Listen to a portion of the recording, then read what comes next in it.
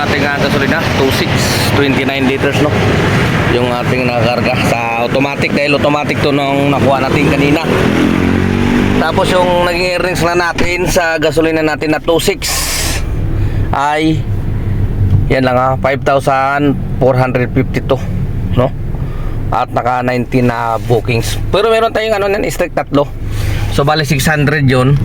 So i-add lang natin dyan sa 5,400 plus 600, 6,000 na rin yun.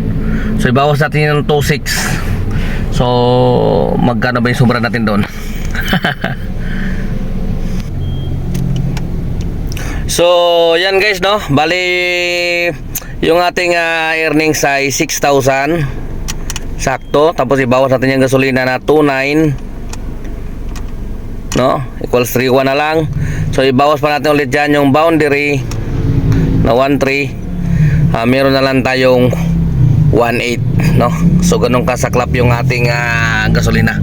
Sobrang taas kasi talaga. Pero ano kasi yan, bali tanghali na rin kasi tayo bumiyahe. Pero kung bumiyahe tayo ng maaga, ayun, no, nagsimula tayong bumiyahe kanina. Ayan, no, alas 11 na ng umaga tayo bumiyahe. Okay. Pero kung nagbiyahe tayo ng maaga, maganda ang biyahe ngayon. Ba, talagang napakaganda ng biyahe, no? Kung magaga nga lang tayo nagbiyahe, katulad ng mga biyahe natin ng mga nakaraan, ay sigurado paldo tayo, abutin tayo ngayon mga 8,000. Kaso wala eh. Medyo nag-ano tayo ngayon. Medyo nag tatamad-tamad tayo ngayon. Pero tamad na kahit pa paano, may ano pa rin naman, may uwi. Hindi naman tayo papayag na wala tayong kikitain, di ba?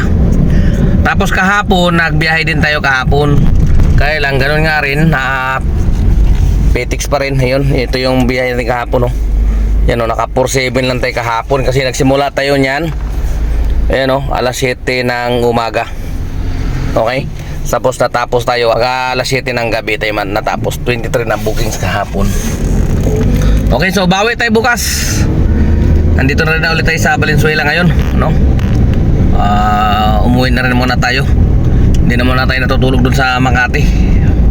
Araw-araw muna ako umuwi ngayon. Kasi ano, medyo mainit ang panahon. Mahirap matulog sa labas. Sayang din yung gasolina pag mag-aircon ka pag natulog. Pag electric fan na kasi papawisan ka, mainit eh. Bawi na lang tayo pag medyo hindi na masyadong mainit. Okay?